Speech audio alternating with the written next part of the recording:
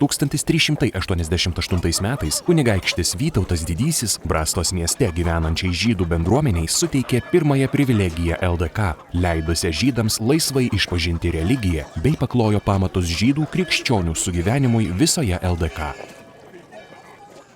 1495 metais didysis kunigaikštis Aleksandras išvaro žydus iš Lietuvos didžiosios kunigaikštystės. Platesniame to meto Europos valstybių kontekste ir požiūryje į žydus tai nebuvo išskirtinis įvykis, kadangi valdovų ir žydų santykiai ne visuomet buvo geri. Vis tik jau 1503 metais, praėjus 8 metams, žydams buvo leista sugrįžti į Lietuvos didžiosios kunigaikštystės žemes. 3 Lietuvos statutai reglamentavo žydų padėtį teisinėje LDK sistemoje, leido žydams ginti savo teises krikščioniškoje valstybėje. Praėjus metams, po 1592 metų Vilniaus žydų kreipimosi į valdovą, žydams buvo suteikta pirmoji privilegija gyventi, užsiimti prekybą ir išpažinti religiją. 1580 metais Lenkijoje įkurta 4 žemių taryba, hebrajiškai Vaad arba Aratsot, buvo reikšminga žydų savivaldos institucija, prie kurios 1587 metais prisijungė ir LDK žydai. Tačiau dėl interesų išsiskyrimo LDK žydai atsiskyrė ir 1623 metais buvo įkurta Lietuvos žydų taryba, hebrajiškai Vaad Medinat Lita, kuris sprendė mokesčių, visuomenės, santykių, religijos ir švietimo klausimus. 1764–1765 metais atlikus Lietuvos didžiosios kunigaikštystės žydų surašymą, buvo nustatyta, jog LDK gyvena apie 160 000 žydų, vyresnių nei 1 metai, o iždo komisija žydams nustatė naują pagalvės mokesčio dydį siekusi 2 auksinius. 17–18 amžiuose LDK miestuose ryškėjo žydų vaidmuo. Daugelyje LDK miestų ir miestelių įsikūrė žydų bendruomenės, statomos sinagogos, steigiamos atskiros žydų kapinės. Vilnius Šiaurės Jeruzalė – vieta, kurioje gyveno ir darbavosi išminčius Elijas ben Saliamonas Zalmanas, geriau žinomas kaip Vilniaus Gaonas. Tai asmenybė, nuo kurios neatskiriama Vilniaus žydiškumo dvasia dėl jo religinių studijų. Asketas, intelektualas, mąstytojas, žydų kultūros simbolis, Talmudo ir Toros aiškintojas, kurio komentarai analizuojami ir dabar. Su jo asmenybė siejamas Vilniaus ir apskritai Lietuvos žydų kultūros suklestėjimas. ATR padalyjimas atnešė tragediją, valstybės sunaikinimą ir visos žydų bendruomenės pakliuvimą Rusijos imperijos valdžion, kuris savo dekretais žydų bendruomeniai draudė laisvai keliauti už vadinamosios sėslumo ribos, tai yra didžia dalimi buvusios LDK teritorijos.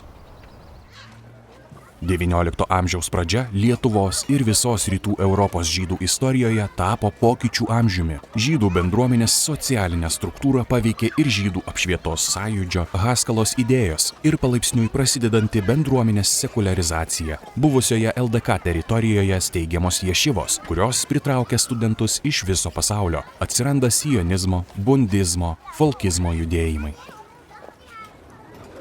Nuo 1799 metų iki 1940 metų veikė našlės ir brolių Romų šeimos vardo spaustuvė. Šios aplinkybės lėmė, kad Vilnius tapo vienu iš žydų intelektualinių centrų, o Romų spaustuvė žydiškais leidiniais aprūpindavo beveik visos Rusijos imperijos žydų skaitytojų auditoriją. Šioje šviesoje išaugo ir bibliofilai talmudistai, padėję pamatus pirmajai Šmuelis ir Matas Strašiūnai. 20 amžiaus pradžioje, 1918 vasario 16, Lietuva atkuria savo valstybę. Kovose už laisvę dalyvavo bemaž 3000 Lietuvos žydų. 1919–1925 metais Lietuvoje žydams buvo suteikta kultūrinė autonomija, leidusi bendruomeniai savarankiškai spręsti švietimo ir socialinius klausimus. Žydų atstovas dalyvavo visų svarbiausių sprendimų priėmime, pavyzdžiui, svarstant ir priimant Lietuvos konstituciją. Vilnius tarpukariu priklausęs Lenkijai tapo svarbiu jidiš kultūros centru. 1925 metais veiklą pradėjo Žydų mokslo institutas IJIVO. Pirmoji mokslo institucija pasaulyje, kurioje visi tyrimai buvo vykdomi jidiš kalba. Mieste suklestėjo ir literatūra jidiš kalba. 1929 metais publikai oficialiai pristatytas modernistinis menininkų ir rašytojų sambūris Jung Vilne. Tarp jo narių buvo tokie pasaulyje žinomi vardai kaip Avromas Suckeveris, Rembrantas, Chaimas Gradė, Rafaelis Chvolesas, Bencijonas Michtomas ir kiti. 20 amžiaus Lietuvos okupacija ir nacių vykdyta žydų naikinimo politika atnešė holokaustą. 1941 metais birželio 22 dieną naciams įžengus į Lietuvą beveik iškart prasidėjo masinis Lietuvos žydų naikinimas. Dauguma Lietuvos žydų buvo nužudyti dar pirmaisiais nacių okupacijos mėnesiais 1941 metų birželį, lapkritį.